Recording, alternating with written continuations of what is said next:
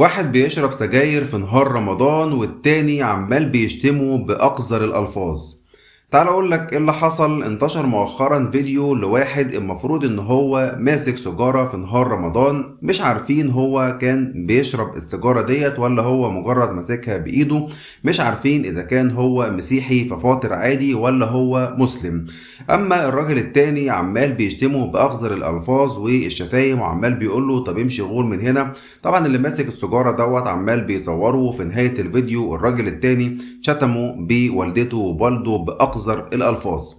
هنا أنا عايز أقول لك إن أنت كمسلم الغيرة على دينك مش بالطريقة ديت، مش بالشتايم، مش بالاسلوب دوت. لان الراجل دوت لو مسلم انت مفروض تنصحه بطريقة تكون افضل من كده. ربنا قال وجادلهم بالتي هي احسن. اما لو مسيحي فانت اصلا ما يخصكش هو يشرب سجاير ولا ما يشربش سجاير في الشارع في نهار رمضان. اما على الجانب الاخر الشخص بقى اللي بيشرب السيجارة ده او ماسك السيجارة، طبعا لو مسلم ربنا يهديه، ولكن لو مسيحي كان المفروض ان هو يلتزم بآداب الصيام، وان احنا في نهار رمضان وما ينفعش ان هو يمسك سيجارة او يشربها في الشارع.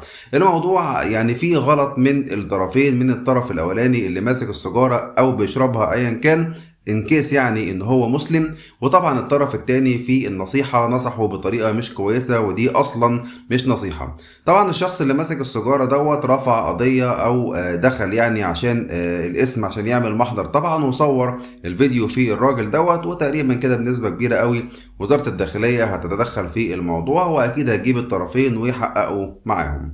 انتوا بقى قولوا لي في كومنتات شايفين الموضوع ازاي من وجهة نظركم، قولوا لي.